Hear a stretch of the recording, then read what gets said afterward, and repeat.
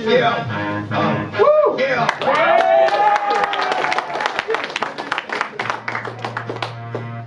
Don't get it twisted. This rap is mine. Rest in peace to a legend. One of the greatest. Yeah. What you heard. University of Delaware. How we doing tonight?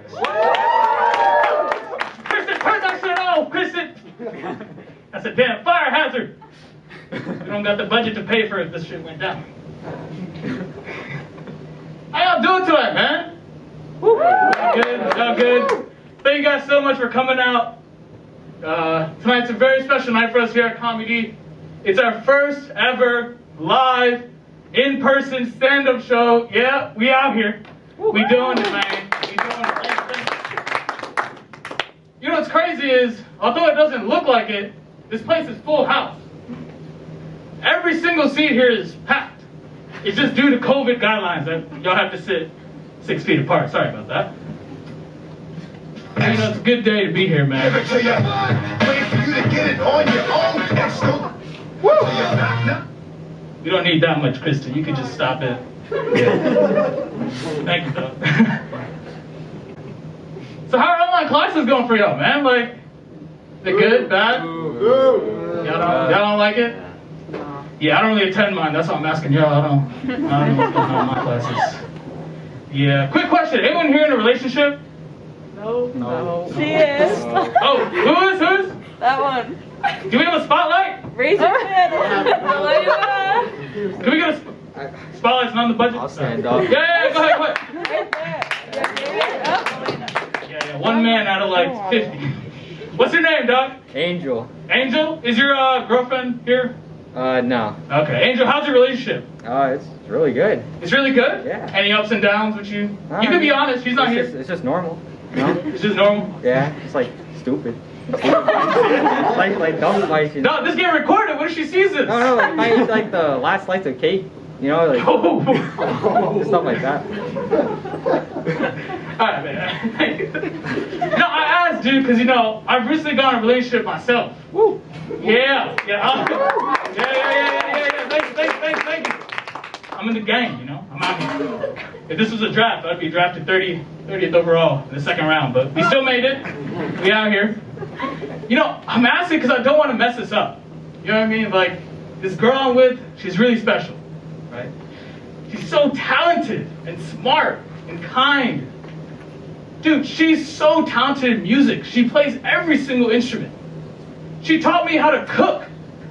I have 2 left hands, basically. She taught me how to cook.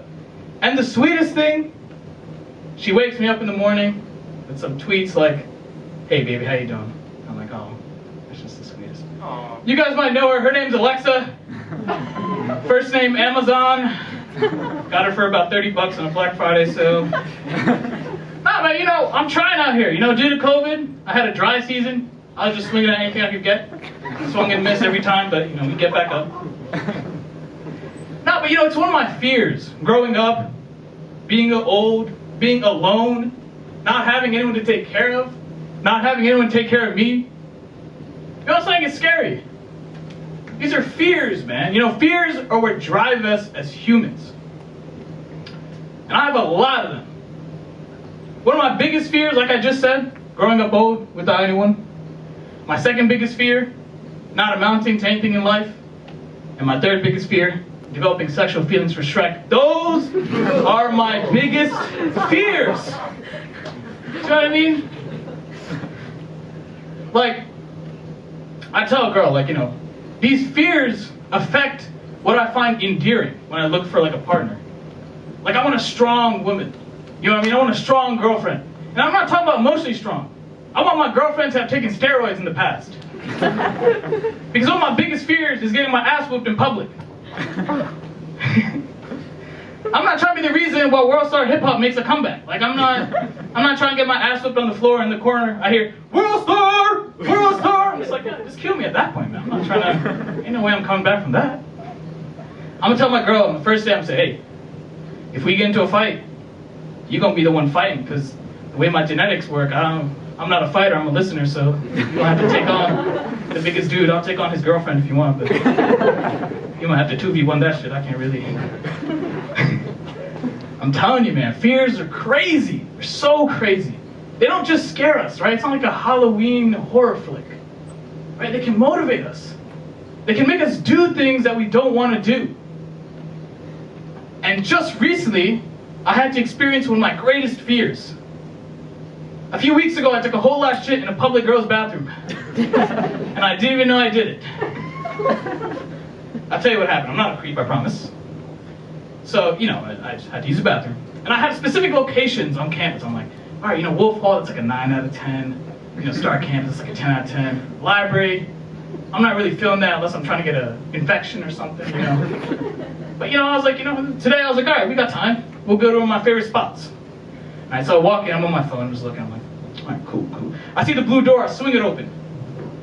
And at first, I'm a little suspicious. Because when I look, I just see a bunch of toilets.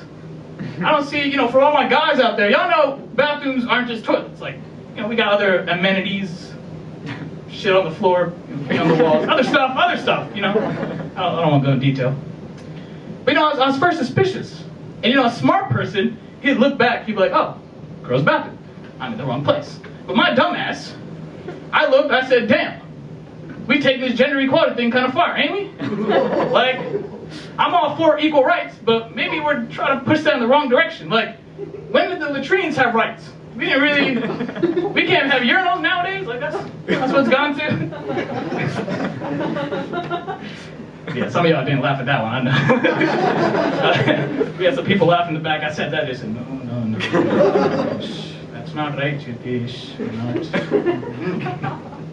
It's cool though, man. But I was like, you know what? I read a BuzzFeed article that sitting down and relieving yourself was good for circulation. So I said, all right, cool. I'll sit down, I'll do my business. And about halfway through, I started noticing, maybe I'm not in the right place. The pitch and the frequency of the voices that were coming in were a bit too high for what I'm accustomed to. So, I'm just sitting in the stall, and I do one of these. I look down, right? Not a creep, I promise. I'm just looking down, okay? And, I expect to see Jordans, Nikes, Yeezys from the international kids. And what I saw were Uggs, Birkenstocks, and Yeezys from the international kids, because Benjamin don't discriminate. Yeah, but so then I realized, like, all right, yeah, Cheritesh, it's not the right place. These next few steps that we might take, because literally, the next few steps we take could end us expelled on the next episode of Dateline with Chris Hansen. I'm not trying to be the first man on that season. Could you imagine if you're the main character in the first episode of Dateline? Afterwards, Chris Hansen comes up and, hey man, good job, you did really good. Yeah. You definitely sold it. Okay, now you're gonna go 20 years in jail for the rest of your life. But good job, thank you. You made some money. So I'm just sitting there. I'm like, all right, you know what? We made a mistake. We're gonna sit in the stall. We're gonna wait it out.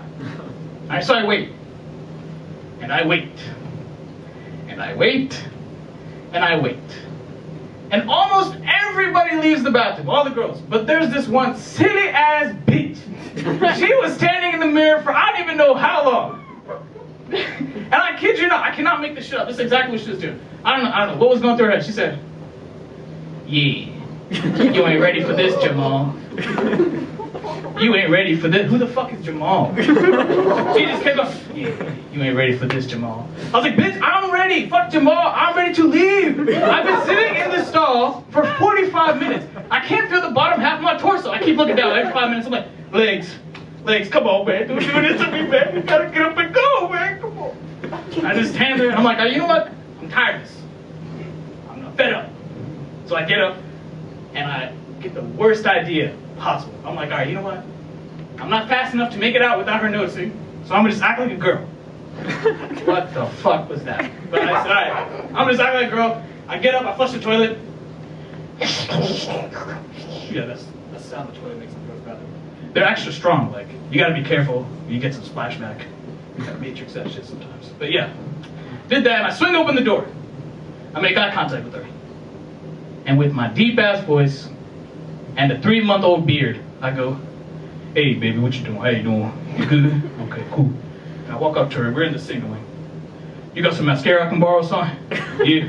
"All right, cool." I go, You think that's the first mistake right there. For anyone who uses makeup, mascara apparently doesn't go on the lips. That shit had my lip looking black as fuck. Looked like I had the bubonic plague in that bitch. But I tried to go with it, right? Because I didn't want to get arrested. So I said, damn, this that makeup, ain't it? That's strong as shit. Good job. And I tried to make small talk with her. I'm like, so you going on a date tonight? You dress kind of nice. She's like, yeah. I'm like, okay, cool. With the dude? I'm like, okay, cool. You gotta ask that nowadays. Okay, I'm getting really nervous, right? So I'm like, what do I say to this girl? Okay, so how big's his dick? I mean, do you know? Oh, you don't know? Okay. What's his race? Oh, he's Indian? Oh, it's kind of awkward. Well, if his dick's not as big as you think, don't worry, you can do a lot with 3 inches, trust me. I mean, mine's 7 inches. I mean, it's not the motion of the ship, but the size of the ocean. What? The motion of the ship, but the size. What am I saying? And the way I just get super nervous. I'm like, all right, well, toodaloo. Well, and from the corner of my ear, I hear 911. What's your emergency? That's full. But apparently I'm not fast in a Ford F-150, so I couldn't escape. That's how my fear of getting arrested came true that day. And then there goes my career. But anyway, that's all for me tonight. We're going to introduce the next contestant. Y'all ready? Woo! Yes, sir. Before we start, though, you standing up already. He's excited. But before we start, just some house rules I got to go over with you guys. It's crazy to come up here and try to make jokes. I'm sure y'all know that. It's a hard thing. So all we ask is, be respectful. There's certain things that we don't tolerate in this club. No racial slurs. No throwing. I heard we had tomatoes. Don't you dare throw that shit up here. If you throw Nikes, throw them up here. We have an eBay account. We'll just put them on, and you're not getting them back. But other than that, y'all can boo. Y'all can clap. Y'all can make noise. Y'all can do whatever. Y'all can leave. Please don't. But y'all can. Y'all can do whatever y'all want. Anyways, for the next person I'm about to introduce, it's a person I've known for a very long time, so I can test his comedic skills. This man has made me get stomach cramps more from laughing than from working out with him. Give it up for Advith, the big anaconda, Cheritesh!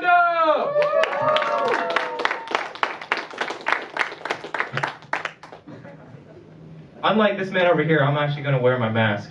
So, COVID-19 still going on, man.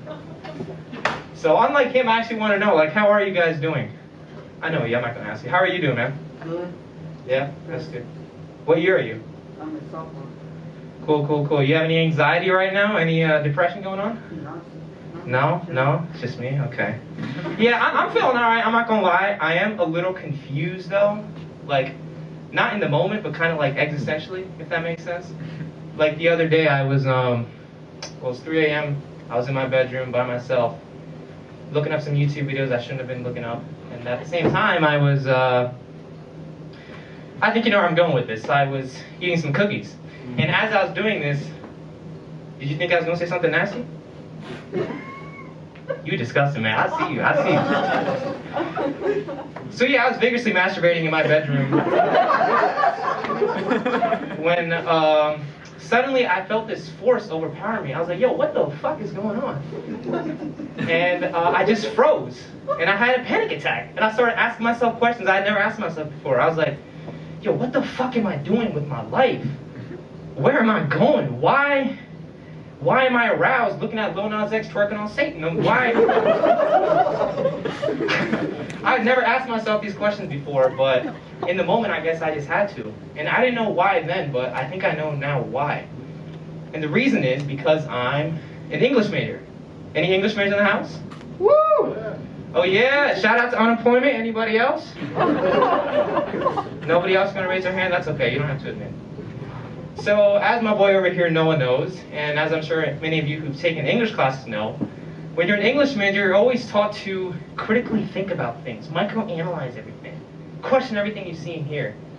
And that's cool and all when you're doing it inside your house, but when you apply it outside in your normal life, it gets kind of weird. I can't enjoy some of my favorite movies, can't listen to some of my favorite music. I can't even masturbate properly anymore at this point. No, seriously, the other day I was watching some porn and I was office porn. I was like, man, he should not have said that. HR definitely should have been involved in this situation. Yeah, it's back-to-back masturbation jokes for you guys. Woo! I got that off the checklist. There we go. No, in all seriousness though, I'm not actually depressed. I'm actually doing just fine. I just kind of wanted to ask in case, figure out who is depressed. But a lot of things are going pretty well for me. Like the other day, I got my vaccine. Anyone here get their vaccine? Yeah, thank you. Anyone else get their vaccine? There we go. What did you get? Moderna. Moderna? Me too. Yeah, I got Moderna too. At least that's what the dude underneath the overpass said, so I can't really verify either way. But I'm not gonna lie. I'm very happy I got the vaccine. I'm very grateful that the scientists worked on it and everything, but I kind of expected better outcomes, if that makes sense. Not physical outcomes, but like social outcomes. Like during the pandemic, I had hit a bit of a dry spell, as my boy alluded to here. Because of COVID-19, I hadn't touched a woman in over 4 years. You know, so that was a little rough. And so I thought as soon as I get my vaccine, things are gonna change. And so I got my vaccine, I took a picture of my vaccine card, put that John up on Facebook. I think that was my biggest mistake, using Facebook. And I was just waiting for people to reply, not just girls, but like my friends, like, yo, you wanna hang out? You know, I haven't seen you in over a year, you're vaxxed up now. And I did get 17 unread messages on Facebook, 17. They were all from my grandmother. She was asking me on Facebook how to log on to Facebook. So that was pretty sad. I love my grandmother though, in all seriousness. She raised me back in India where I was born. I'm wearing a mask right now, but I am Indian. Came here when I was 3.5 years old. And it was an interesting decision that my parents made moving here, because I grew up in a racially diverse neighborhood, but somehow, ironically, I ended up going to an all-white public school. Like every day, it felt like I was in a civil rights movie, walking to get lunch. I remember one day, this kid Grayson, I remember his name because I was like, who the fuck names their kid Grayson? He walked up to me, he's like, yo, Advith, is it true, man, that like in India, there were just like dogs and cows and just like all kinds of shit just walking all over the place? I was like, bro, what the fuck? Like, you forgot to mention the monkeys, man. That's a big part of the equation. I also remember another day, September 11th, 2011, the 10-year anniversary of 9/11. Big day in my household. Anyone got that? Yeah, I remember my math teacher pulled me aside after morning announcements. He was like, Advith, I've never really had this conversation with someone of your kind. How do you feel about Osama bin Laden? I said, what the fuck? How do I feel about Osama bin Laden? Well, Mr. Johnson, he was one of the greats. I mean, if terrorism were a sport, this man would have won MVP every single season. He would have led the league in every single statistical category. Kidnaps, murders, hijacks, steals, rebounds, blocks. I mean, come on now. So, yeah, that's a story of how I was almost deported in 6th grade. No, but in all seriousness, though, I feel like one of the biggest problems in society is that people are scared of asking dumb questions. They're scared of getting canceled, I think. Like the other day I saw on Twitter that there was a group of people in the South trying to tear down Confederate statues. And I'm like, okay, that seems like a good idea, but practically speaking, is that going to accomplish anything? Like, I think, hear me out, I think if we want a better society, we have to realize and recognize all the bad people that shit have done and know not to repeat it. We can't act like America's always had a rosy history, right? So that's why I propose that across every airport in the country, there should be a statue of Osama bin Laden. Thank you. And now, right after me, is the big man, Little Red Riding Hood, Connor Augusta. What's up, buddy?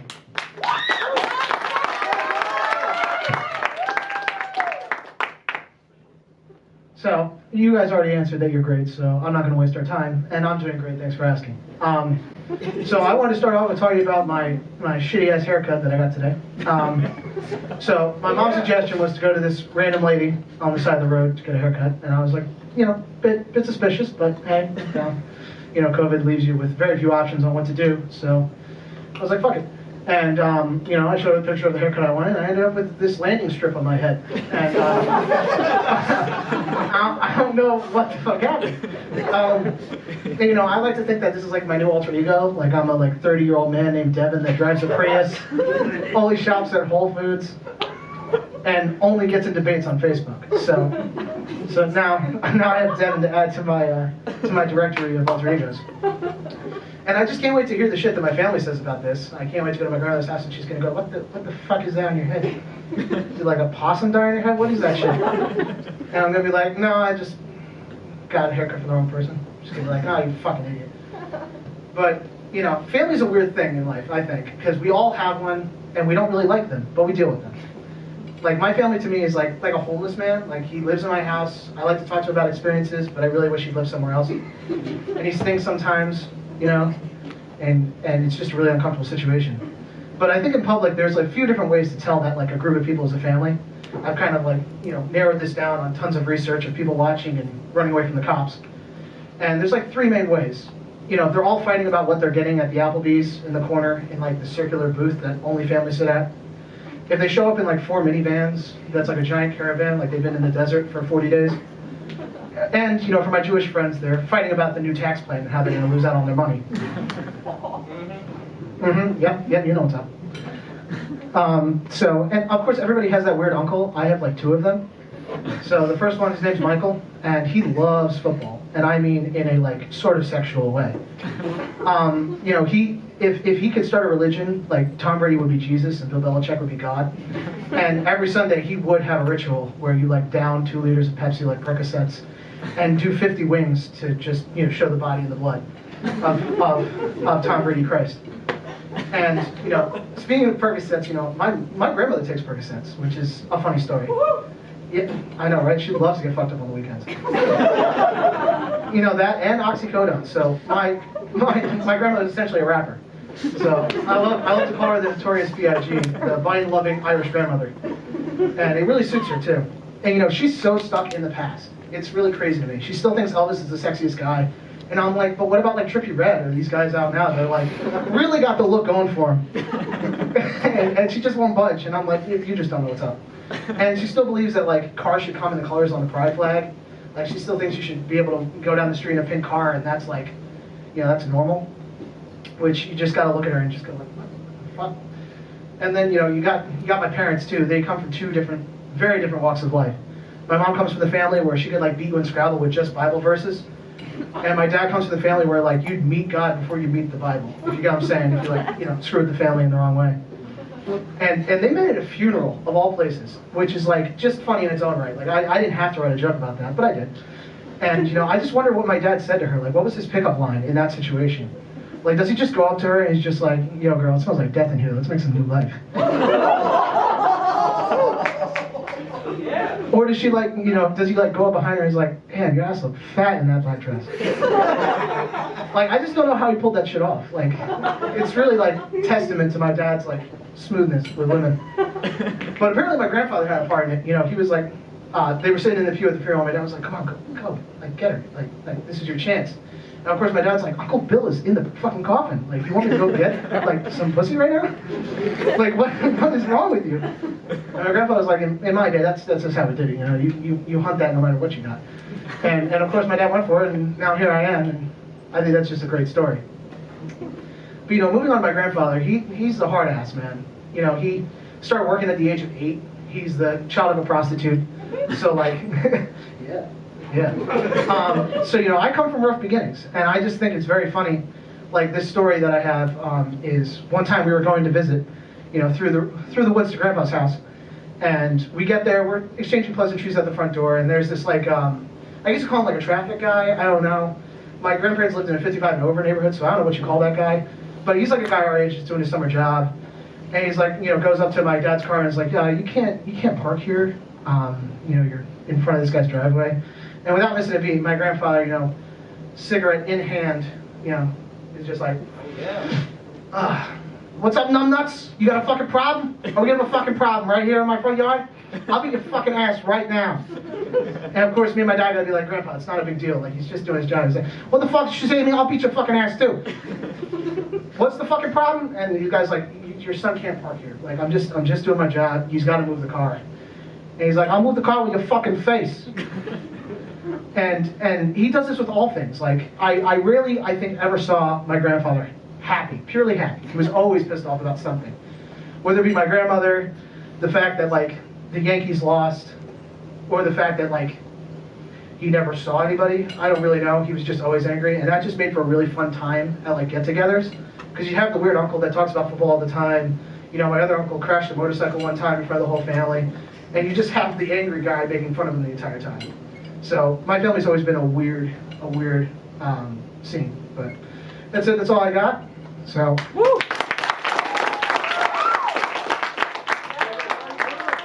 So next up, he loves to spend his spare time and volunteer time helping little people. Noah Spergman. Oh yeah!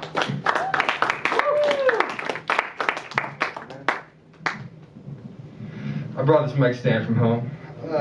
Can we get another round of applause for the Jewish Kim Jong-un? Great job. Yeah, so I'm a freshman here at UD. I hope everyone's having a good semester. You know, but this second semester is really like my first because of COVID and all. And I really love it. I'm really enjoying campus, but god damn, I hate these Zoom classes. I mean, it's really like impossible to stay focused because our teacher is fighting with the internet for our attention. And that's just a battle they're not going to win. Let me be honest with you. I mean, think about it if like before COVID, when we were actually in real classrooms. Imagine if you could just like press a button that made your teacher go to like a background tab, and then you can just like watch nugget porn like we do now in our online classes. That's what we all do in our online classes now, right? But yeah, I mean, I guess Zoom classes aren't all bad. We finally found a solution to our nation's school shooter problem, right? I mean, you guys don't see that on the news anymore, do you? Because like, what are they gonna do? You know, infect the class with a viral infection? You know, like what's the worst that can happen? Don't join the Zoom class tomorrow. Doesn't seem that threatening. What are they gonna do? Blow up a hyperlink? But yeah. Other than Zoom classes, though, I guess my only other beef would be with the dining hall situation. We eat at Caesar Rodney Dining Hall over on Academy. Anyone else eat there? Yeah. Yeah. I don't know if you guys know anything about the real Caesar Rodney, but he played a crucial role in the American Revolution. Yes, I guess that's why they named a dining hall after him, right? He also played a crucial role in slavery. Caesar Rodney, in his lifetime, owned over 200 slaves. Tough luck.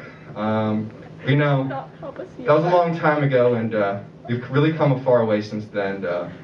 Now only 30 black people work for Caesar Rodney. No. They get like chef uniforms and everything. It's okay.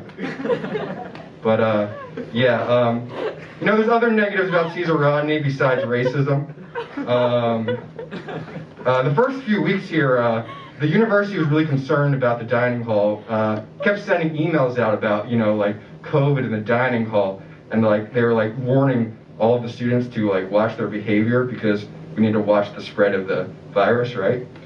But they weren't talking about a different problem that was brewing that I thought was actually more pressing. I have it on good authority because I share a bathroom with a bunch of other guys in my dorm building that Caesar Rodney was giving everyone a bunch of bowel problems. I actually had multiple friends who like refused to go to the dining hall because they were convinced that they were putting laxatives in the food. I mean, fuck COVID. It was a shit hurricane brewing through the halls of the freshman dorms. It was a shit NATO. But after a couple weeks, I did get used to whatever they were putting in the food, but by then I kind of got sick of the options anyway. That was until one day I realized I had access to the kosher food section. Do we have any Jews in the building tonight? Nice. Get them. There, I saw one. Over there, I saw one. I'm just kidding. I'm a Jew too. Jew too. Kind of sounds like a Pokemon. But no, because of those quick anti-Semitic remarks, I'm going to give everyone a quick history lesson. Bear with me. Back in the Holocaust, great topic, right? Back in the Holocaust, they used to make Jews wear gold star garments on their clothes to identify them in public crowds. This is one of the many psychological tactics used by the Nazis to dehumanize us Jews and, isolate us and point us out in crowds. Many of you guys probably may have already known that, I don't know. You may not have known that that was not a Nazi invention. Actually, some European Jews under certain political regimes have had to wear those gold stars dating back to the 13, even 1200s. So it's a long way ago. Keep that in mind, guys, because history tends to repeat itself. Anyways, I was at Caesar Rodney and I decided to go to the kosher food section. I got my food, they put it in a box, and I sat down alone to eat a quick meal before my class. But wouldn't you know it, everyone who was passing by my table just kept looking at me. I was getting all these stares, and I didn't know why. Some of them were even like dirty looks. It wasn't until I looked down at my food box, that I realized what was happening. For some reason, the kosher section uses a different black box compared to every other food station in the dining hall. Everyone else uses these bigger brown boxes, but the kosher section has a distinctively small black box that they put the food in. That's why everyone was looking at me. I was standing out in the crowd. I had something different. That's why I was getting looks. So yeah, they're trying to roll this gold star thing out on us all over again. I mean, look, gold stars, black boxes, it's all terrible. But yeah, so that's when I stopped to go into the kosher section. Can't have a target on my back. But sometimes I do stay in line with my Jewish roots. I oftentimes get the bagels at Caesar Rodney. But man, I'll tell you, they're nothing like they were back at home. I'm from a very Jewish neighborhood. My neighbor, he was even 50% gefilte fish. No, I'm sorry. But yeah, I'm from a very Jewish neighborhood, and there were so many great bagel options and bagel stores back there. If you're not Jewish, you might not know this, but Jews and bagels go together like Michael Jackson and after-school daycares. Just beat it. No? No Michael Jackson fans here? Okay. But no, yeah. Like I was saying, bagel shops follow us Jews around like generational wealth. Other than that, though, I really do like Caesar Rodney's dinner scene. It's a lot better than back at home. I don't know about you guys, but about every night growing up, I had to do family dinner. Anyone else have family dinners growing up? Yeah. Well, personally, I hated it. You get a bunch of people who are tired and hangry and stressed out, in need of peace, quiet, tranquility. And what do? You sit them down at a table where they bombard each other with questions and uncomfortable tension. It's just not a good equation. My parents explained this to me, that the importance of it was to have a family tradition and celebration that we would all love. But I thought it was silly. Personally, I'd always have school. I'd be dealing with stressful math and chemistry classes and tests, and the whole day I'm just can't wait till this day is over. I can be home and relax and eat a meal. But I get to dinner and I have to relive the stressful day all over again through questions before I get to eat my meal. It's all I want to do is eat this delicious home-cooked meal, but no, I have to answer questions like, how was your math test? What's your chemistry grade? Laundry's really expensive. When are you going to stop peeing the bed? Let me just eat my dinner, you know what I mean? But don't get me wrong, my mom, great cook. I love her. But all I want to do is eat the meal, and they just kind of ruin the experience for me. It's kind of like if every time you're about to have sex, right? Right before you got down to the deed, what if your mom just bursted into the room and was like, hey, how's your math test going? Kind of ruined the experience, But, like I said, my dad was also always getting pretty mad. He would blow up if, the dinner wasn't ready, if something was wrong with it. And it makes sense, because he had a stressful day, got up early, and at the end of the day, he's the one putting dinner on the table, so he kind of allowed to blow up, right? But even if he didn't have a stressful day, and even if he wasn't that hangry, you know what I mean? He forgot to pull out one time, and now every morning he's pulling out the driveway in a Honda Odyssey with two screaming devils in the backseat that he has to drive to school. If that was my life, I'd have a lot of built-up anger, too. So I get that, Dad. But, I was actually pretty fortunate growing up because I lived nearby my grandparents. A lot of times they would come over for family dinner, but it would not make family dinner much better. every time I see my grandpa, give him a big hug, we all sit down for dinner, and then he would like try to spark up some small talk with me, you know, like, hey, no, any of those hip-hop types go to your school nowadays? Like, Grandpa, they're black people. Well, that's all I have today. If there were any bloggers, I guess my life is over. So enjoy yourselves. Cheritesh is going to come back up and say some shit.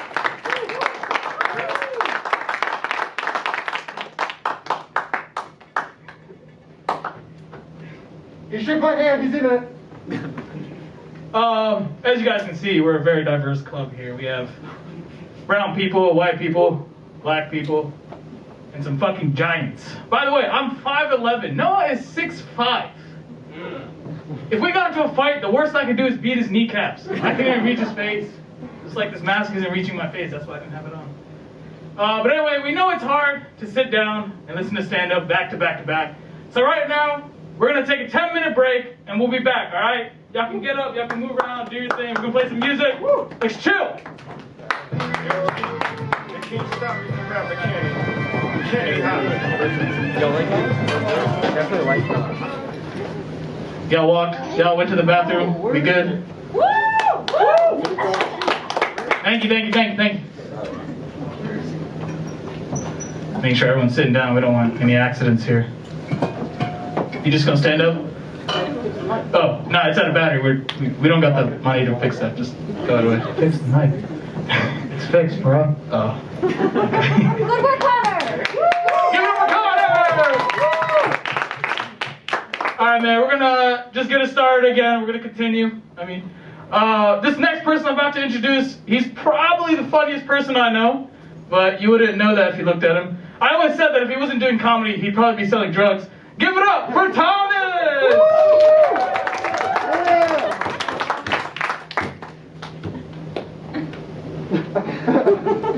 What's good, everybody?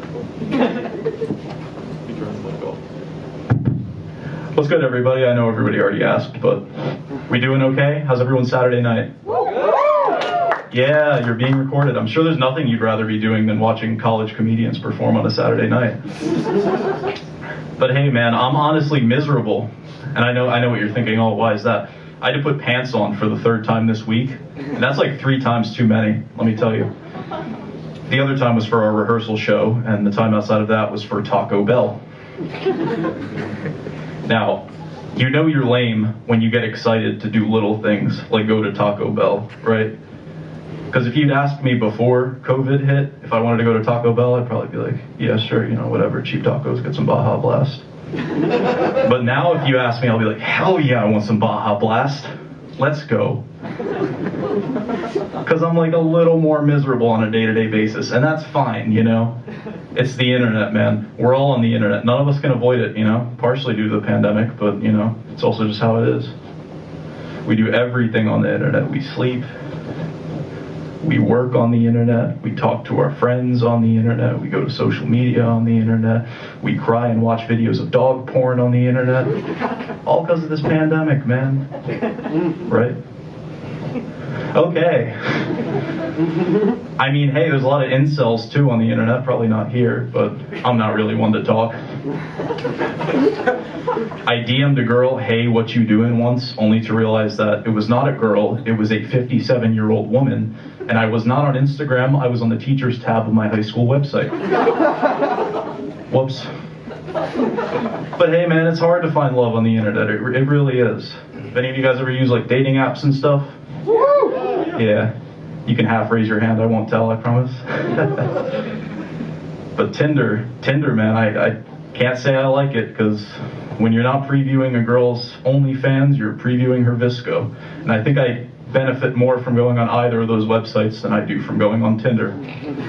I got a lot of bots on Tinder too. They're talking about, oh, buy my OnlyFans, buy it now. Like, I would love to, but if I had money, do you really think I'd be on Tinder? Like, man, best I can do is like a pack of ramen, maybe a water bottle. And Bumble's no better either, man. Bumble, the female actually has to message you first, so you can only imagine how that goes. That means I can't use my go-to pickup line. I'm dying of a terminal disease. Big ass? I'm a lot smoother in real life, though, I swear, because then I could be like, I'm dying of a terminal disease, big ass.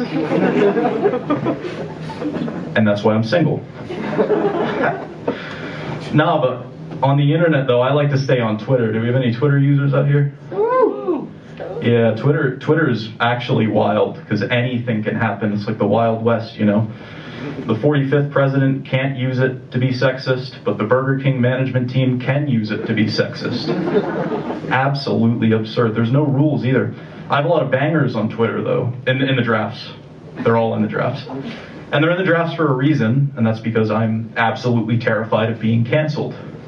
Now, I know what you're thinking. Oh, don't you have to be important to be canceled? Don't you have to be known to be canceled? No. You could be like 30 or something and applying for an office job. And like, what are you going to do if they find your Twitter, you know? They have to ask you about it if there's some weird stuff on there. Like, imagine you're at an interview and the guy asks you, "Sir, is it true that you tweeted, 'I'm not down bad. The slick banana peel just makes me want to stroke my schmeat 10 years ago'?" No, that wasn't my account. Are you sure this wasn't your account?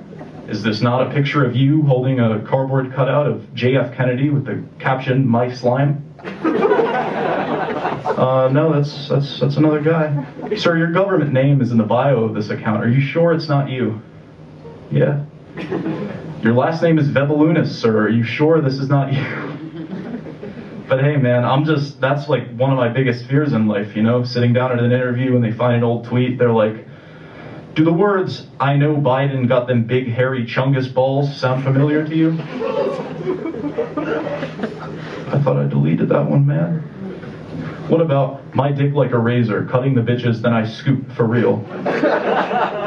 Like, man, I'm just trying to get a job, you know? I don't want to be sat down and asked, "What are mommy milkers and why do you need them like yesterday?" But hey, that's why I'm trying to get off of Twitter now. I really am, because I don't want to get caught with something like that on my account, because those are things that I totally would say. But if there's one website that I was never on in the first place, it was probably Omegle. Has anyone here ever used Omegle before? Nope. Couple awkward yeses. Yeah, I'm incredibly sorry if you have. Omegle is like, imagine the saddest person that you've ever met, but there's a whole town of them. And the town consists primarily of girls who are concerningly young and guys who are concerningly old. So it's like an anime convention. And I know what you're thinking, oh, this is just a website for conversation, it can't be that harmful, but trust me, it can. It's pretty bad, man. But hey, I get a little confident when I'm on Omegle sometimes, because I could say, yeah, my life does suck, but at least I'm not that guy. And if you don't know who that guy is, it's maybe every fifth person on Omegle. It takes you a second, but you realize that you're not talking to a person, you were talking to a live feed of a man's genitals. Like, oh, hey there. They never talk back. And it's always horrible. People who do this are absolute menaces, and there's no way around it. Like, bro, it is 2 p.m. Is your mom home? Do you have a job? And do you do this every day, or do you switch out with friends? Because I really don't get it.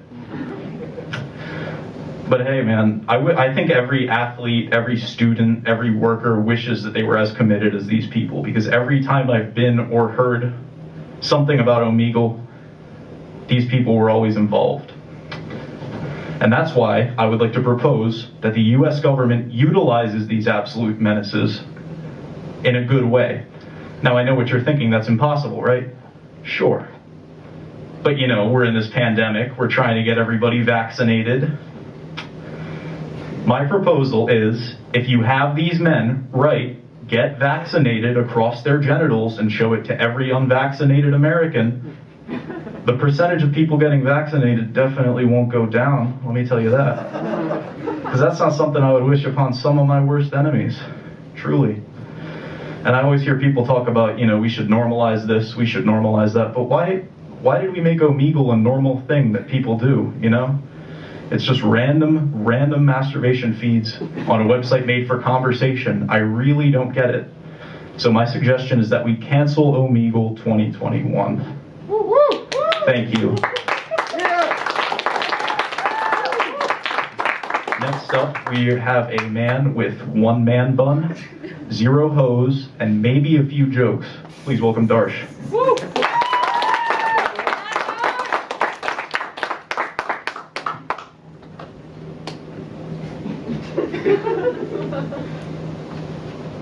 How we doing, everyone? Can you hear me? This good? Sir! Yeah. So, my man over here, Tomas, did a great job. Let's hear another round of applause for him. Such great insights about getting canceled and being afraid of it. Who else is afraid? No one? You guys are bold, man. All right.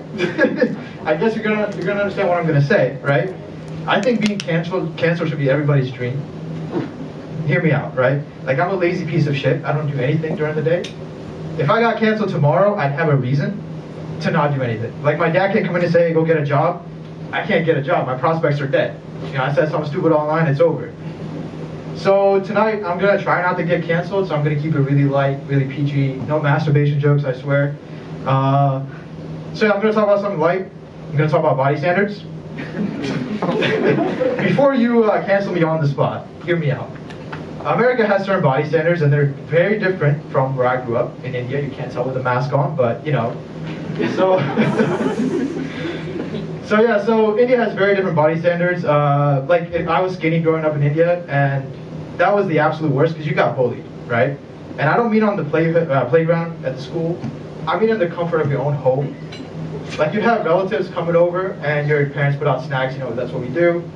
And the relative like sees you come in and like, hey. Like, they're eating their food and like, hey, I think you need this more than I do. And just start crying your ass right then and there. So that's when I began to realize that America has white privilege, right? India has fat privilege, all right?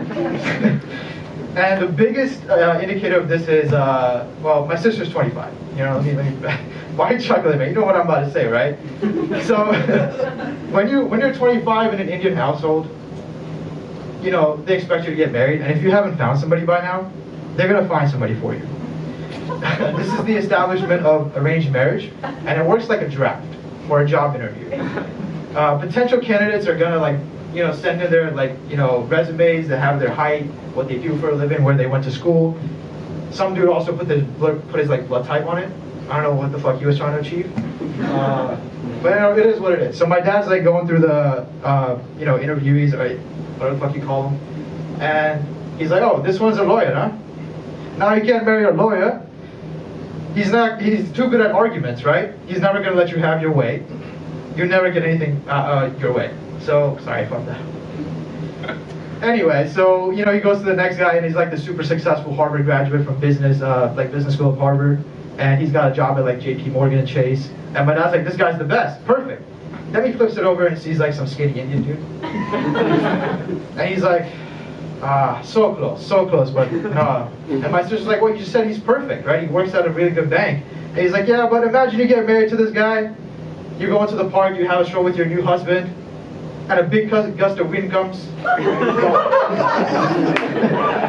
So you cannot marry him.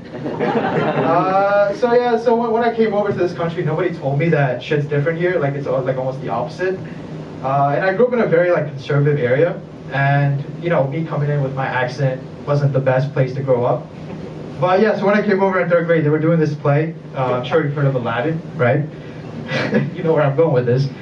So being the only brown kid in school, they're like, hey, you should try for Aladdin. And I'm like, sure, you know, I'll go for it. Like, I've never, you know, I don't like performing in front of people, but let's give it a shot. So they have me sing A Whole New World, and it goes something like this. A whole new world. Right? So, no, in the moment it was great, right? I thought it was amazing. I was feeling myself. I was expecting applause, or even just like, you know, nods of approval. I look up and they're absolutely fucking horrified. One of the teachers goes, thank you for your audition, Mr. Patel. Sorry to tell you that your audition was a little bit too authentic. So in classic American fashion, the role that should have gone to a minority went to a white guy. I guess this is a revenge for outsourcing, finally. Anyway, so they put me in charge of making sure people had costumes on. I didn't know you needed a whole ass person for this. But I was like, I already fucked up the audition, so might as well put me somewhere that's not in the actual play, right? So yeah, I was in charge of making sure people had costumes on, and I see this one kid crying in the corner, and I got mad, you know, because he was wiping his tears with the costume, and I was like, hey, I already fucked up the audition. If they see me fucking up here, it's a one-way ticket back to India. I'm done. So, you know, I go up to him and be like, I try to play it nice, like, hey man, are you okay? Like, what's going on? And he's like, yeah, those kids made fun of me over there. They call me fat. And now again, nobody's told me that Americans don't take kindly to being called that. So I go, oh, those kids over there? And he's like, yeah. Oh, very smart kids, you are fat. And, and let me tell you, that did not go over well. Like, I had my teeth were coming in at the time, and I'm convinced that he's the reason why I have a gap in my teeth to this day. And secondly, I learned that Americans don't really, you know, adhere to Indian body standards, which is like a duh given. But that was my brief and very violent, like, introduction to body standards in America. And that's all I have for you tonight.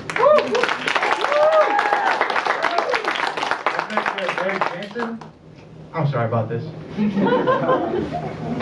Oh yeah.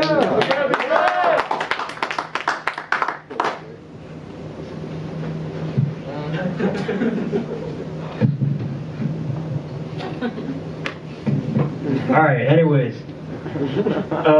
don't raise your hand if you suck dick. Y'all suck dick. Yo, but seriously though, if you didn't raise your hand, see me after the show. All right. So I just wanted to talk about National Geographic, right? Has anyone here seen a National Geographic special? Oh yeah. Woo! Yeah. So you know some of them are cool. Some of them are kind of sus though, right? Has anyone seen the one about monkeys? Right? I love monkeys. They're cool, but I really don't want to see a full live feed of two monkeys having sex because some guy's talking about the monkey mating ritual on National Geographic, right? Like, there'll be some British guy, he's like, the mating ritual between the two monkeys will now commence in 5 seconds. And then there'll be these monkeys making these weird-ass noises. I'm like, what the fuck? That's what I do.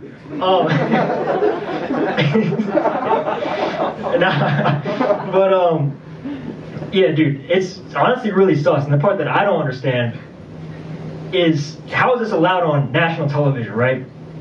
99% of monkeys' DNA is the same as humans' DNA. That's a 99% Brazzers movie. You got broadcasting across the whole country. And like, you gotta give it to these photographers though. It's really hard to film a couple of monkeys having sex. Like, I'm telling you, if that monkey sees you, it's all over, bro. You know what monkeys do? They rip off your dick. That's like a fighting tactic that monkeys use these days. Yeah, I like to watch that kind of stuff. Anyways, yeah, but if you can imagine that type of camera angle, like these National Geographic photographers, it's a real tough job for these guys. I'm telling you, in order to be a National Geographic photographer, you gotta be either really motivated, like really hardworking person, or you just gotta be a fucking creep that really wants to see hardcore monkey-on-monkey action, if you know what I mean. And before you tell me, nah, there's not people into that kind of stuff, yes there are, alright? Has anyone here seen the movie Zootopia? Yeah, so, I'm telling you, bro, I did the research, so y'all don't have to. There's over 5,000 pages of Zootopia porn on the internet, okay? I'll tell you, I was impressed. At least there's 5,000 pages. There might be more, but I was bored at around page 419,009 or whatever. But yeah, dude. And honestly, that's completely Disney's fault. Because has anyone here watched Zootopia? Because you know exactly what I'm talking about, bro. They gave that bunny cakes. Like I left that movie questioning my sexuality. Like, oh shit, man. I'm so sorry. Nah, but there are some really weird people. Do Do you know how AIDS first came into existence? AIDS was not a disease that had humans in it. It was only monkeys that had AIDS. Now, if you know anything about AIDS, you know it's a sexually transmitted disease. So, like any sane person, I put 2 and 2 together, okay? Some guy had to fuck a monkey to get AIDS. Alright? Yeah, and if you think about it, that's kind of messed up, but monkeys evolved into humans, right? So really, that monkey was a few thousand years ahead of his time, if you think about it, right? George, my man George was curious, all right. Like, holy shit, yo. But yeah, there are definitely some weird people that would do that. Hence the Zootopia porn, right? And you know what Disney had to do about that? They had to make a petition to all these people drawing Zootopia porn to stop making Zootopia porn. They had to petition this shit. And when I found that out, I was like, what the fuck, dude? I need to delete all my Zootopia porn. Yeah, no, but another example of just like really strange people. There was this guy that went to my school. I didn't know him personally, thank God. But they caught him with a whole bunch of pictures of like photos taken of girls' skirts. Yeah, no one laughed because that's not funny. Nobody better laugh at that. But it was basically, I don't even know, man. I don't even know how you get a type of photo like that. Like you gotta, let me demonstrate here. Like, do you realize how hard it is to get that kind of angle without them catching you? Like, okay, yeah, this kid was messed up, right? But I was thinking, damn, yo, this kid got skill, right? He's got the photography skills of a National Geographic photographer, man. That's all I got. Thank you, guys. All right. So, last and certainly least, we got my boy Usami. I'm pretty sure that's not how you say his last name, but I'm sorry, man. Woo! UD, how we doing? Woo! What's up? What's up? We sold out tonight. Look around you. Packed crowd. Tickets were free and we social distanced, but we still sold out. Give yourselves a round of applause for showing out tonight.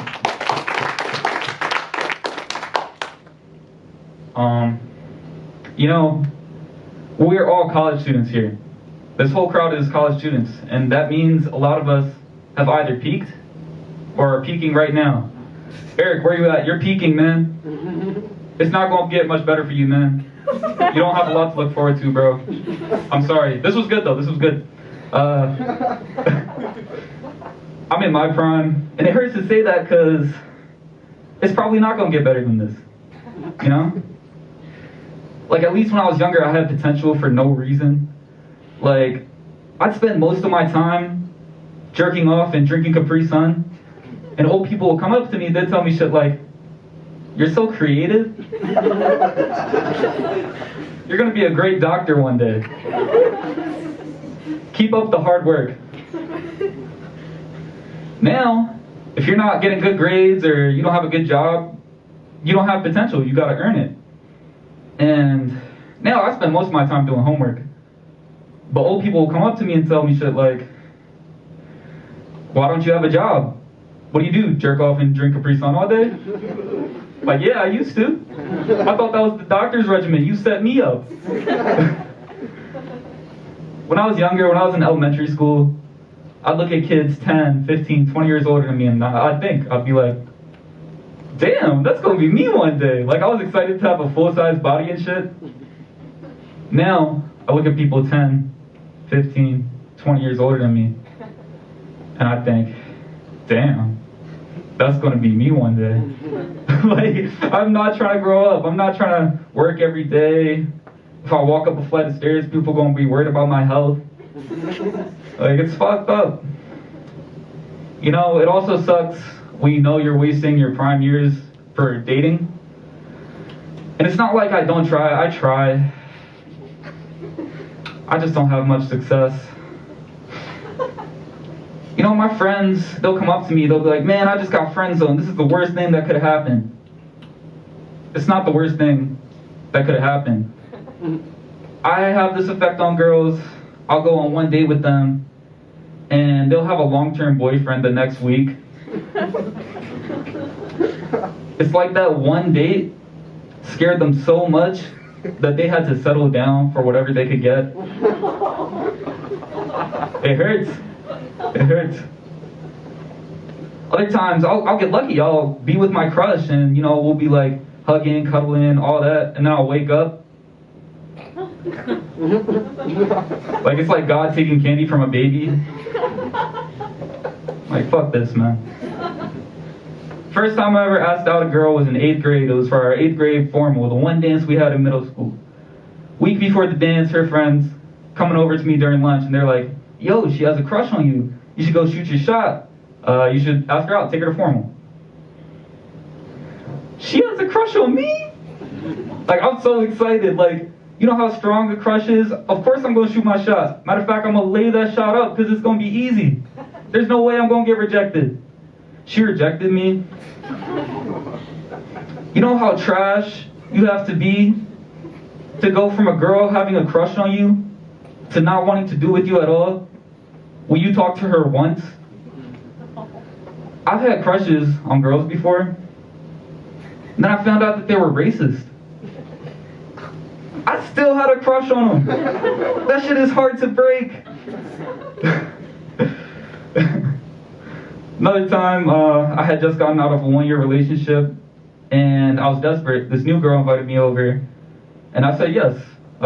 Get to her door, she opens the door, she lets me know her parents aren't home. I'm like, that's cool, I don't know why we need parental supervision anyway. But, it's cool. She took me to her basement. And when she's walking down the stairs to the basement, she takes her shirt off. She's like, it's so hot in here. There was a fan in the corner. It was plugged in. All she had to do was press the button. But this works for me. I'm fine. To each their own, But then we get to the basement and we have a problem. First of all, there's no TV. I don't know what we're going to do in here. All there is, there's a fan in the corner that I was talking about. There's some board games in this corner. And then there's a sofa against the wall that she's lying down on shirtless. So I'm confused. I'm like, so what do you want to do? She looks back at me. She says, eyes like in my eyes, I want to do something explosive. I know what the fuck that meant. That felt like slightly racist.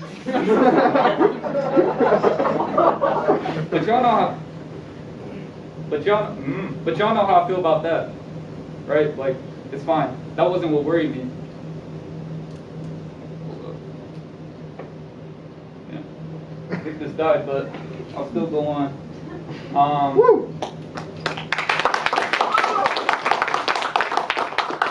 Hello? Oh yeah, there we go. Thank you, thank you. Give a round of applause to Eric there who's peaked. I lied, this is your peak now, man. You're doing great. Alright, where was I at? We're in the basement. She told me she wanted to do something explosive. I thought it was racist, but I was cool with it. Alright. Oh yeah, so I had to think quick on my feet. I had to think, what is something explosive that we can do that will make her want to have sex with me? And I came up with a solution. We played Battleship for 2 hours, and then she kicked me out of her house. Next week, she had a boyfriend. This happened sophomore year of high school. I think they're still together. Yeah, it was tough. But despite my failures, I'm still trying. I'm trying to do good. I'm a freshman in college. I want to get good grades, get a good job, make some money, live a comfortable life. I have friends. They're fucking bums. There's no other way around it. They're bums. But, like, all they do is smoke weed, party, play video games all day. But I love my friends, so I asked one of them, I was like, dude, you gotta get your shit together, like, why don't you care about your career or education at all? He looks at me dead in the eye and he's like, real serious, he's like, when I'm on my deathbed, I'd rather have memories than money. Memories last a lifetime, money doesn't. That got me for a bit, like, that was pretty sweet. But then I thought about it. That deathbed he's gonna be on, that shit is not gonna be no Tempur-Pedic. That shit's gonna have bed bugs. He's gonna be alone on that Wish.com bed with his memories. Alright. Another gripe I have with my friends, they like to eat at Waffle House. Anybody like to eat at Waffle House? Y'all are some grimy, disgusting, nasty pieces of shit. Y'all are disgusting. You disgust me. See, that's the problem. Waffle House is disgusting. I like my restaurants like slightly gross. Like, you see a few stains on the wall. They don't care about their appearance. They're just trying to make you good food, right? Like, you can taste the blood, sweat, and tears that they put into their food.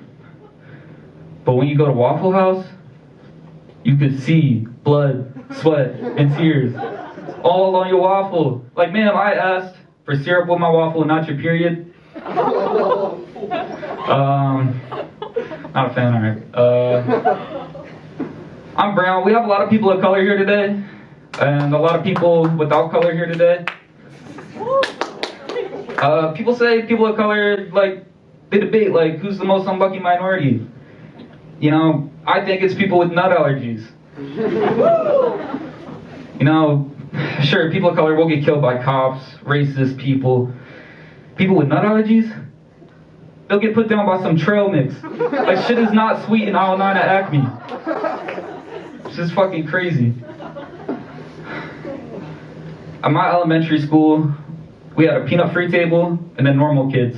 But the problem with that, in our grade, we only had one kid with peanut allergies. So his one job during lunch was to find someone to eat lunch with. He was like the Make-A-Wish kid of our elementary school. It was really tough. It was really tough. But one day he comes to my table and he asks me, he's like, Adam, do you want to have lunch with me? Obviously I don't. He's weird. He has peanut allergies. No, I don't want to. But I had to go. I had to say yes. Went ahead, had lunch with them. But they didn't like check my lunchbox for peanut allergies or anything. They had no like peanut security. And this kid was advanced beyond his years, right? Like, he's not spending his time with these second graders. And he's telling me shit at this lunch table, like, eat with your mouth closed. Or don't talk while you eat. I was like one more slick comment away from spiking his water with some granola bars. It's crazy, like, he could have died that day. But I understand his angst, you know, like, I feel like living with nut allergies is like living in Syria. Because you never know what's out there to like kill you. You know, anything could kill you. Like, if you're living in Syria, you're looking up at this bird and you're like, I wonder if that's a drone. I should go inside right now. If you have nut allergies, you're looking at your food like, was this shit cooked in peanut oil?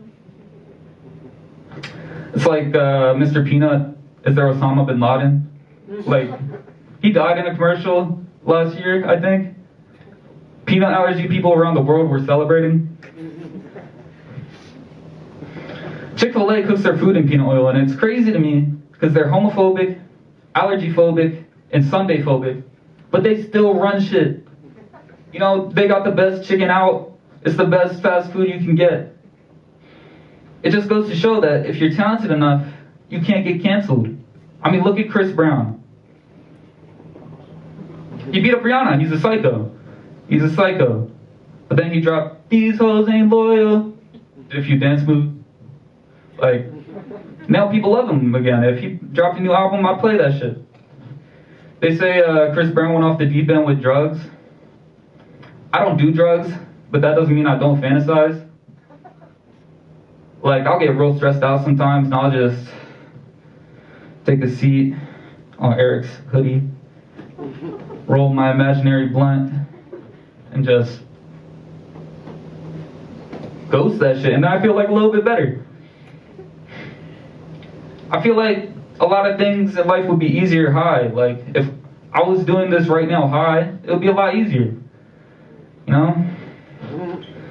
Because this shit is stressful. You know, like, performing in front of a crowd is amazing, but it's stressful. This whole past year has been really stressful. I was in a really dark time this past year. I had personal tragedies. It was rough for me. I was in a dark place.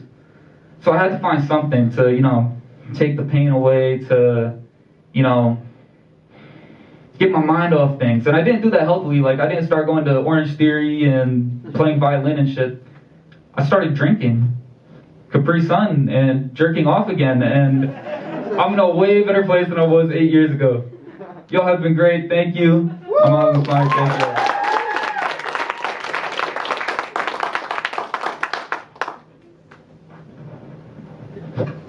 I know exactly what you mean, Autumn.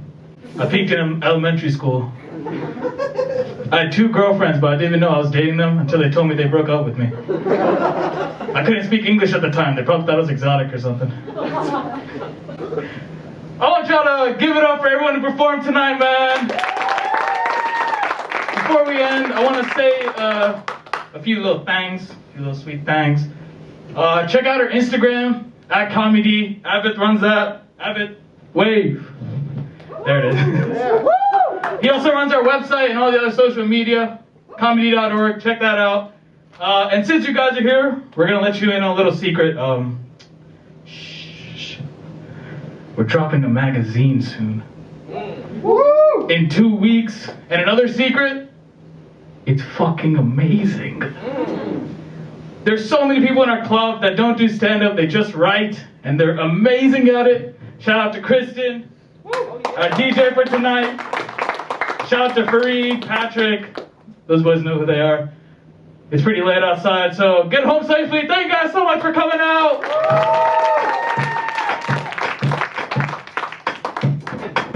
That's all I got. Y'all can leave.